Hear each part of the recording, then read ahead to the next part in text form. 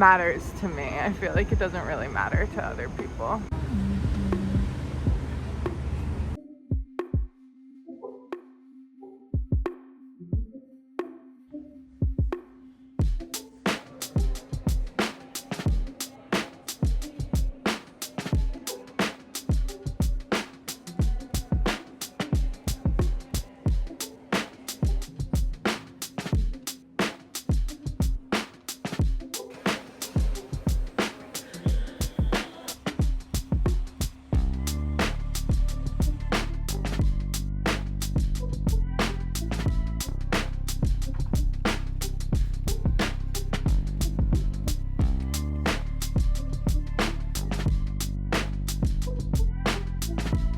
Grilled peaches. Very good. Yeah, they have a salad. He's been like dreaming of arugula ever since.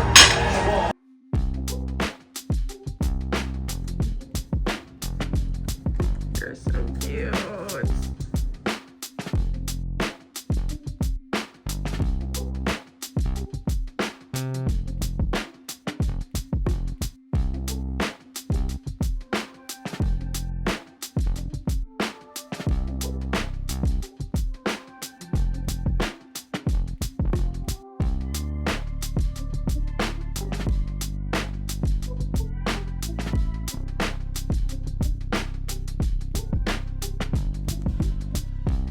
So that's my view.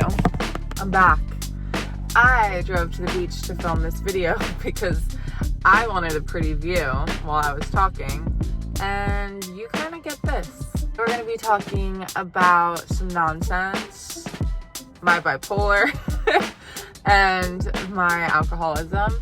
Going to New York today. I probably could... No, I couldn't. Next week, I'll be posting like a weekend trip in New York. This is like a full Chatty BINKS video, and my brain hasn't been working. I guess I haven't been eating enough because I was scared that I got fat while I was having 2 desserts a day in California. You do gain weight when you eat 2 desserts a day. All right. I'm just going to let you know that's what happens. And that's what did happen to me. For some reason, I can't sit with the consequences of my actions. I don't know what I can blame on that. Point is, I need to eat more. I ate more today. I made sure to eat more before I recorded this. I don't want to sound like a bumbling idiot. And when I don't eat enough, I sound dumb as fuck. And I know that for a fact. I actually like sounding smart. Okay? I do. So I got dressed today and changed 6 times, and I don't even actually like what I'm wearing, but I wanted to wear something a little bit interesting. So I have layered a little button down and this sweater that my dad was trying to get rid of. It's mine now. It has a little hole in it. Whatever. Yeah. So my brother went on a walk. He's trying to be just like me because clearly I'm goated. He does try to be like me, my younger brother. He's living at home now too because they raised his rent in New York. So it's really one big happy family at the Dixo household. And I'm in a little bit of competition with him because I wake up really early and he sleeps in. And I sit here thinking like I am the successful sibling. I'm going to make it. I keep telling him, I'm like, when I have a bunch of money, I'll give you money to start your business. Because when I was manic, I was like, you should start a clothing company under my foundation called Art House, I was like, you do the clothing company, I'll do the art. Mom does like the cooking, and it was this whole scheme that I had. Speaking of, okay. I am bipolar 1. I'm an alcoholic and an addict. It's true. Some of my friends were like, we didn't even think you needed to get sober. We just thought that you liked to party. And I think that's true. I did like to party. So I have like a very new vibe. And I'm tired. I feel like I want to go get a Big Gulp or 7-Eleven iced coffee or something. Fuck, I'm so fucking tired. See, I told you I was getting up early. Look what good this does me. Stupid video. No brain cells. So tired. I am going to go to 7-Eleven. Any of you Jersey Shore warriors, this is where I'm living. Okay, little Jersey Shore warrior myself. Even though I don't really like it that much. Beautiful place. Not for me. So today I got, well, just thinking about how I need to clean out my camera roll. It's so bright. I could have went, but I didn't. Thanks for nothing, everyone. Wait, this is so embarrassing. Everyone's like, why aren't you just going? Why aren't you going? No, otherwise I'm totally fucked. Because I set a goal for myself and I don't give up on my goals.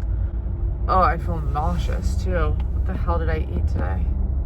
They were playing and it was one of those parks with like wood chips. Probably gonna get a splinter. Okay, I got my big gulp. If I'm gonna die, I want to die drinking enough aspartame to kill me because I like a sweet flavor. It's Thursday. I would like to record a really interesting video for everyone. Some sort of like going to the city vlog, but I feel like I got really scattered last week editing because I recorded on Saturday and post on Sunday. So it's a little bit, I don't know, far-fetched that I would be able to pull that off. Yeah, I'm just gonna ramble. So, sorry. I'm writing about friendship right now on my blog, and I actually kind of wish that I wasn't, especially since I've been in the suburbs, like not really prioritizing my friends, and all of my friends are in relationships, and I keep on droning on and on about this, but it feels so weird to be at such a different point in my life than any of my friends. Freaking me out because my friends are always, or like at least have always been, my first priority, and I think I even prioritize friends above myself at certain points. So the way that my friends are now prioritizing their significant others ahead of me, I'm like, what the fuck? Like, do I need a significant other? I wasn't ready to date people and like be in a relationship because I was a party girl, or I was prioritizing my friends, or I was scared to be vulnerable, blah, blah, blah, blah. So it really was me, like, setting myself up and like self-sabotaging, because if I liked somebody, I still wasn't ready to be vulnerable. What I said that I was going to talk about today was first bipolar. I'm just gonna get that out of the way. It's not my favorite topic because it was like the worst thing ever at the time, but now I'm like fine with it. I was a sophomore in college. I was partying a lot. I was taking Adderall recreationally and to like study, but like I was taking Adderall to sit in the lounge area in our business school at Villanova and look around at everyone in Greek life socializing. I was not really in a major where there was a lot of test taking. I was writing a lot of papers, so I didn't need to like study.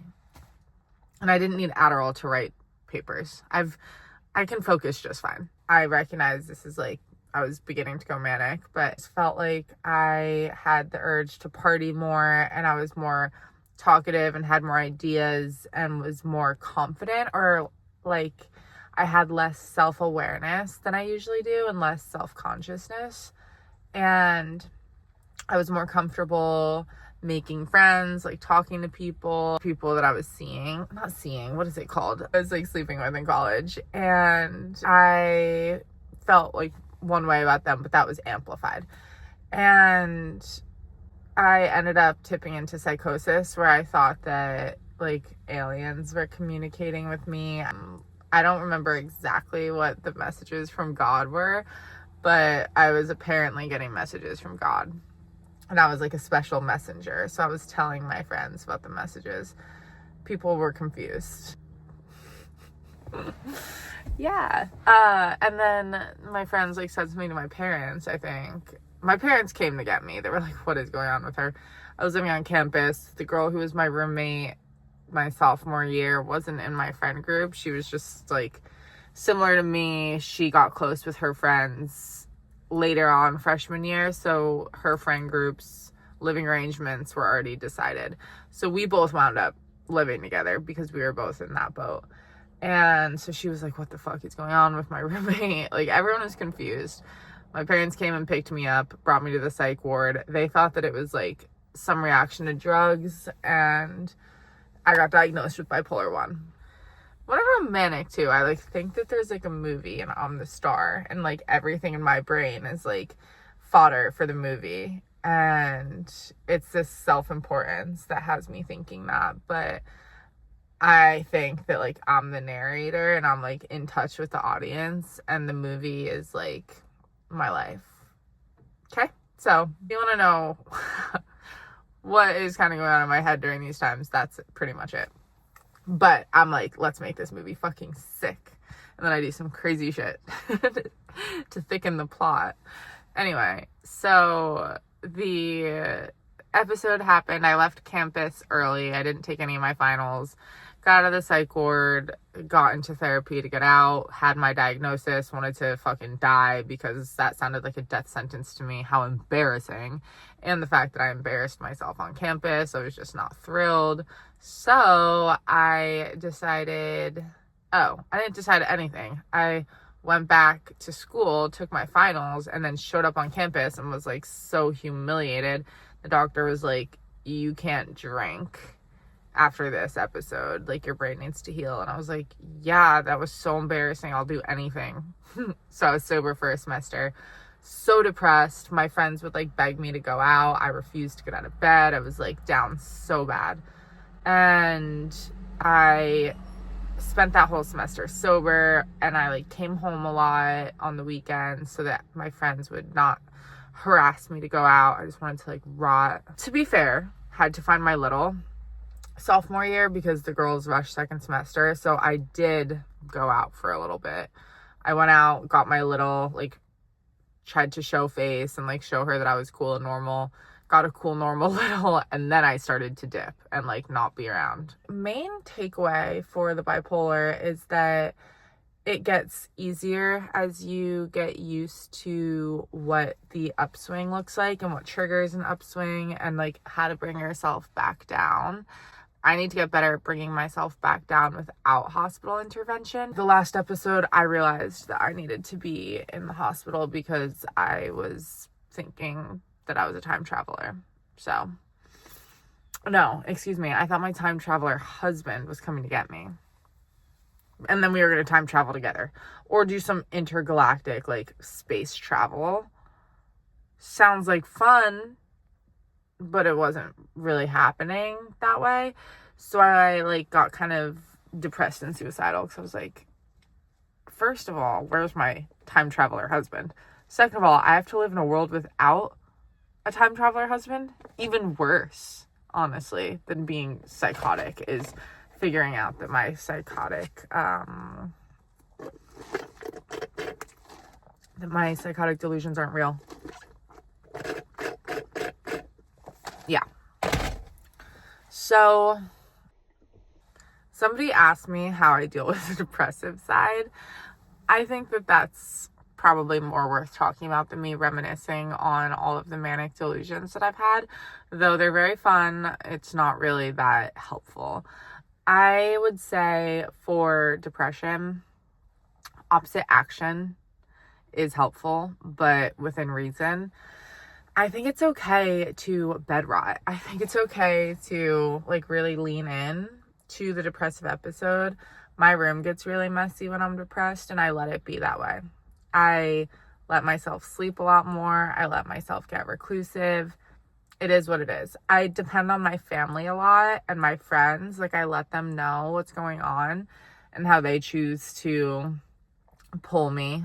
I kind of go along with whatever. And it's really helpful to be near warm bodies when you're in a depressive episode, in my opinion. Like, I just find that like human life and some form of like closeness is helpful. Not necessarily like talking things out with them, but being around.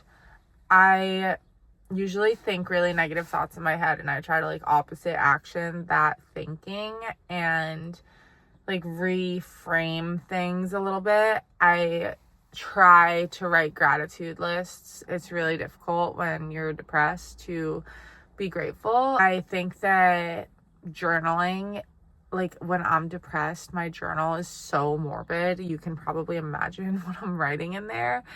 And it's dark. I usually don't want to move, but going on little walks help.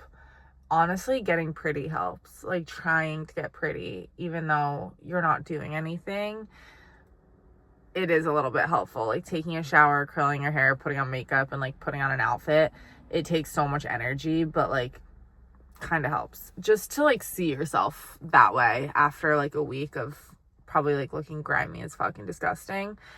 I like to do that. Planning trips.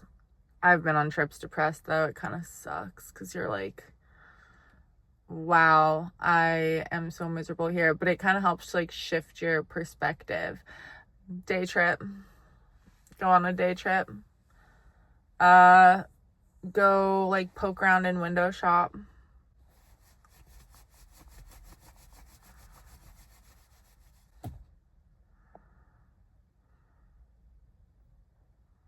Being depressed sucks.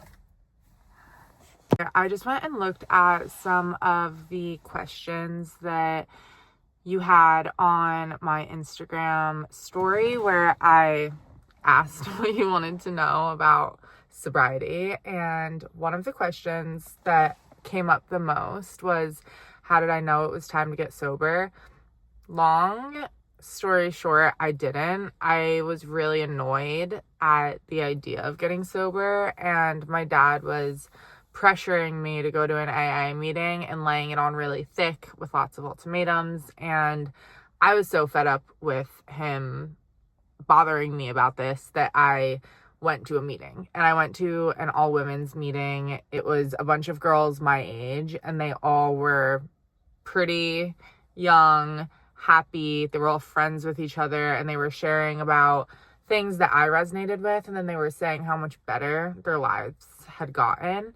And I was still hungover from the weekend, and I was like, holy shit, like this is where I need to be. If all of these people are sober and they're so much happier sober, I need to be getting sober.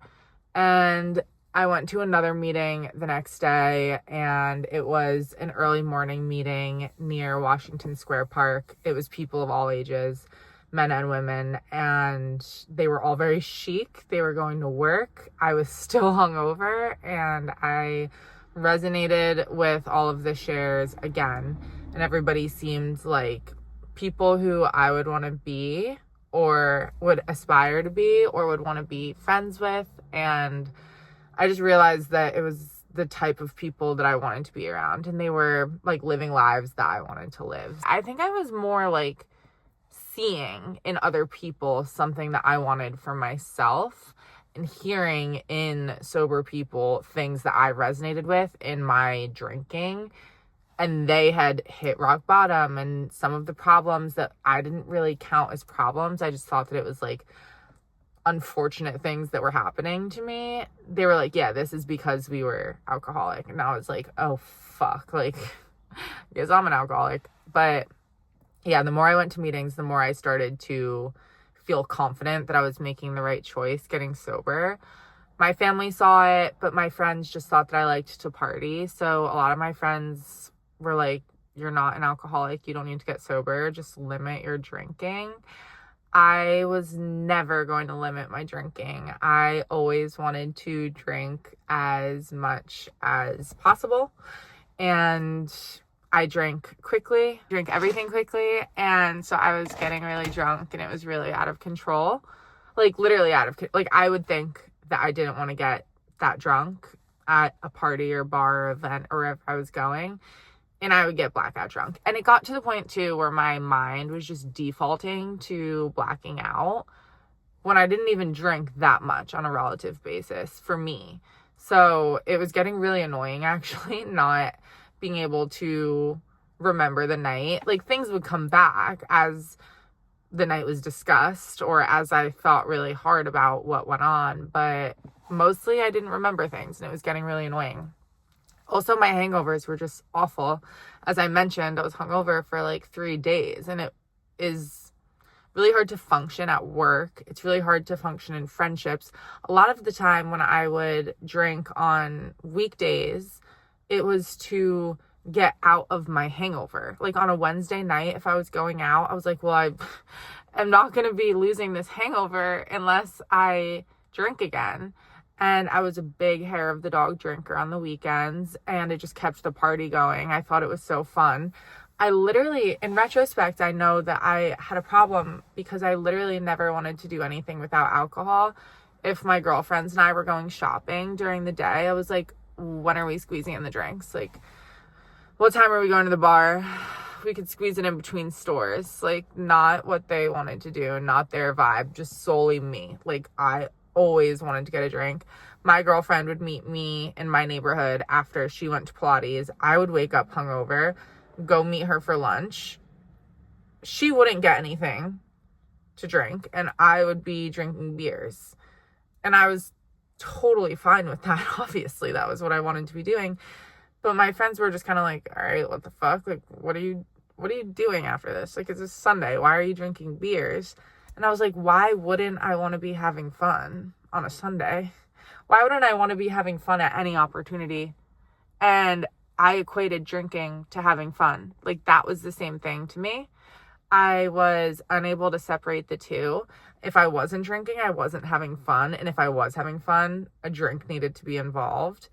Now, my life has opened up a lot more, and I have actual real fun in the day. Like, I enjoy doing activities. It's like a new perspective. I look at the world like a child again. That was what I was always saying when I first got sober. I was like, I feel like a kid. Like, everything feels fun and everything is like pretty. It was like seeing the world for the first time, and it was exciting to go hang out with people as if it were like a play date. And I got to be myself and have my personality and not be shy or scared. It was like exciting because any like validation or affirmation I got that I was fun or funny or like nice or whatever was completely attributed to me and who I was showing up as sober, and not to a drink, like my drunk personality. I think in my early sobriety, it was really fun for me to go out and see people and show off that I was put together and like happy, glowing, normal, fresh-faced, not being a psycho, not looking and acting hungover, not looking and acting blackout, and yeah, just having my wits about me. And that was super motivating. And at the time, I did not want anything to change. I wanted my life to stay exactly the same, except for the fact that I wasn't drinking anymore. So that did propel me to go out, and I was motivated to go out and show the new me. Now I get a lot of joy from hanging out with people in more intimate settings, and I don't really like crowded bars anymore. I like going to like lounges and really beautiful spaces, whether that be for a dinner or to grab drinks or to people watch. I do still like to go out, but the bar scene I don't think is that fun. I do like to dance. I do think a club is fun, but a bar, I don't really enjoy. Unless it's like we're in a big group and taking up a big portion of the bar, and like everyone in the space is someone who I want to catch up with or talk to. But to be with a bunch of drunk strangers is just not super interesting to me anymore. And that used to be like my main thing. Like, I always wanted to be at the bar, so it's kind of saying a lot. The benefits I see from sobriety, I'm just like running through the questions in my head that I got on that Ask Me Anything. The benefits that I see: my skin has cleared up, my hair is shinier, my body composition changed. So I think that muscle tone shows through in places where I've never had muscle tone, like my arms. I think that like my stomach got more definition, and like I had like more, I don't know, I just look more toned, and I don't work out any differently. So that was new. And I think it's because like the de-bloating and depuffing from getting sober. Because I just like didn't change anything except not drinking. So obviously that is what happened. My face also slimmed down a lot. I didn't realize how puffy it was, but that was a thing. I obviously don't have hangovers, but I will say the most annoying thing is that I recognize now that sleep and diet do affect the way that I feel the next day. So if I have a ton of sugary drinks, or if I don't get good sleep, I will wake up the next day feeling hungover, and it is the worst because I'm like, this is just not a feeling that I ever want to feel. My hangovers before were way worse, so it doesn't even really count. Another benefit, I think I like touched on this a second ago, but I just have way more time in a day. I have way more clarity. I know what I want to do with my time. I know who I want to be around. I know how people make me feel. It's really clear to me. Like, I feel super positive around this friend. This friend makes me feel insecure. I like spending an hour with this person. I like spending 6 hours with this person. And it made me feel a lot more empowered and in control and a lot more positive about my relationships because I was able to designate the proper amount of time and energy to the right people and like at the right time. So I just have a really clear understanding of like who is who in my life. And I was able to cut out some less positive friendships from my life. So I'm happy about that. But it's weird because I always had a lot of pride around how many friends I'd accumulated, and a lot of the friends who are still friends, I still like them as people. If I see them, I'm happy to spend good quality time with them, but I'm not doing the same things as a lot of the people in my life. So that was a strange shift where I'm not seeing certain groups of people as much because they're still partying the same way that I was partying, and they don't necessarily need a sober person watching the party happen, or I don't really want to go and I said no enough times to where I'm not really getting invited anymore. And it's what it is. But people are also getting into relationships and people are moving and life changes. So I don't feel like that is such a big deal, but it's definitely something that I noticed where I'm like, oh, I have a lot of people I can call my friends, but I don't spend a ton of time with these people. And we're just not doing the same thing. So that was something that kind of instilled a sense of independence in me, which I didn't have before. And now I have a lot more hobbies, which I didn't have before. My hobby was drinking, and my hobby was hanging out with literally whoever was available. And now I am going on long walks and calling my friends, but I'm going to paint, write, do the social media bit that I've been doing. Like, what are my hobbies? Sorry. My hobbies. So now I'm like actually having hobbies. My hobbies are painting, writing, drawing. The social media, I think, feels like work sometimes, but it is a hobby at the end of the day. I think that travel and planning travel is a hobby.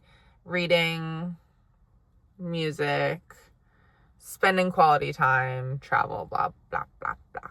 Oh, galleries and museums. I've been spending way more time in galleries and museums because I'm not really going to bars, and I feel like I'm getting an education in arts and culture just by like spending time reading the little blurbs, plaques next to whatever art I'm looking at.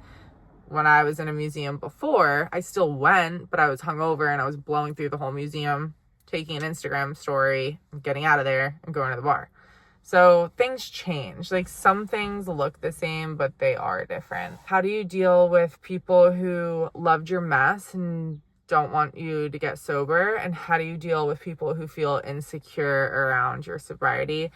I think that anybody who is so invested in whether or not you're drinking is probably dealing with some sort of strange relationship with alcohol themselves. I personally always wanted everyone around me to be drinking. I didn't like being around sober people. I wanted everyone to get as drunk as me, and I am an alcoholic and I got sober. Let me say, none of my friends who have normal relationships with alcohol cared that I got sober. They were happy for me. They were supportive, and now they say that I've improved a lot, but they didn't even put that much pressure on me in the beginning. They were just supportive, and they were like, okay, this is what it is. So that's that. I think that people who want to be messy are going to want company, and they're going to want you to be messy with them. If you were the entertainment and they want you to stay the entertainment, that's something to think about, because you're not a clown. People pay money for entertainment at parties. It's not your job to uplift the vibe of a party. You show up as you, and people take you as you are. And if somebody wants you to show up differently, that is a relationship that should be looked at, because the people in your life who love you will love you for you, and they will want you to make the best choices for yourself. So whatever those choices are, you can make that call, but you're going to want people who support your decision making. If people get insecure about themselves, it's just because you're acting as a mirror to them, and your sobriety is making people look at their relationship with alcohol and they don't like it. And that's not your fault or your problem. It's not their fault, but it's their problem. So I would say that's really not your business. Like, there is nothing that you can do in that sort of scenario to change the way that someone else feels about themselves. If your drinking or lack thereof makes someone feel a certain type of way, that's their feelings, that's their business, that's not your business. So that's my take on that, and I think that I covered most of the questions, but I'm gonna double check. Dealing with loss of relationships and sobriety, I kind of touched on that, but your life will change. Your relationships are always going to change, whether you're sober or not. Things are going to happen. The relationships are going to change. You could lose a friend because you're drinking like a freak, or you could lose a friend because you got sober.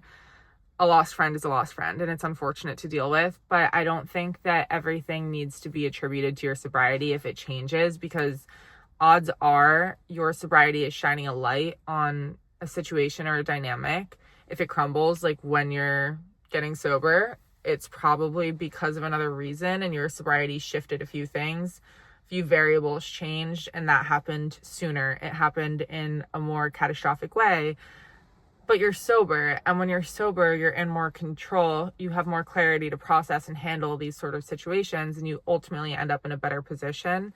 Somebody also asked, other than being a mean drunk, what is a good reason to get sober? I think that it just gives you a lot of control and time and clarity and energy. And I think that things get done when you're sober. I think that drinking can be a distraction, and drinking can get things stuck. And you can have these great ideas, but they don't necessarily get moving, or they're not executed in the best way, because drinking is a really fun distraction from productivity, and sobriety really helped me get started on this new path that I'm on. I don't think that I would have been confident enough to leave corporate if I were drinking, because I knew how messy I was. And in sobriety, I felt good about myself, and I felt confident in what I wanted and what I was saying and doing, so much so that I put myself out on the internet, and then I got back into writing and painting and all the hobbies that I've been doing. And I realized that I wanted a creative career, and I made this shift and have been going down this completely different path.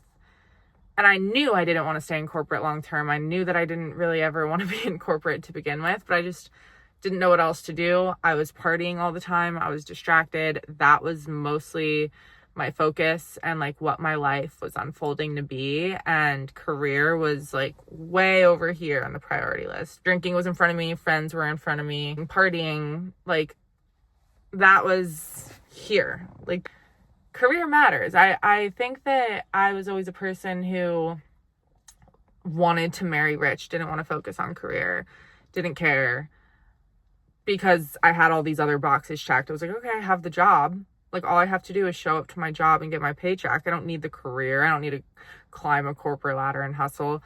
But once I got sober, I kind of realized I could shift career and change what that meant and what that looks like into something that I am passionate about, that I want to work hard at, that I want to do every day. And that's what I'm working on now. It's definitely sometimes operating in the dark and not knowing exactly what my future will look like, but I have a 10-year plan and I have a 25-year plan, and I now have goals that I'm excited about and things that I'm excited to do and to work towards. So I would say if you want that sort of life change, that is a really good reason to get sober. As far as the bipolar stuff, did the drinking trigger the episodes? Maybe the drugs, the uppers. I was taking Adderall, I was doing coke, and was partying, and definitely started to recognize patterns and behaviors, as have the people around me. So I definitely have much more of an eye on me. It can be stressful. Somebody asked me how I deal with the idea of being on medication my whole life. That doesn't bother me. I'm on lithium. I am more upset by the fact that the lithium doesn't necessarily prevent the episodes from happening, and time makes it better, but it's just frustrating to me that I have to deal with this like merry-go-round of episodes. It's like super shocking when it happens. It's embarrassing and it's a struggle, and I share about that on social media because I want to be someone who is open about bipolar, because when I got diagnosed, I was looking for someone who was open about it because I wanted to see myself in somebody else. I was so scared and ashamed and isolated with my diagnosis that all I wanted was for someone to like tell me it was going to be okay, and I just didn't know anybody who had bipolar. It was scary because I looked it up, and it was like even celebrities who now have come out as being bipolar, they were tiptoeing around it. It was awful. It was the worst getting diagnosed, and it has been totally fine. I tell boys when I'm dating them, my friends know, everyone is okay with this. Like, it is what it is. I didn't ask for it. I am not thrilled. Yeah, it would be really nice to not have to deal with this. It's annoying and it takes effort and focus, and like I have to do things that other people don't have to do to cope and deal. But that's life. It's something that happened and it is what it is. I didn't ask for it. I was born this way. And I do think that there are benefits. I think that I'm brilliant. I have to pee pretty bad and my mouth's getting dry, so I think I'm gonna call it.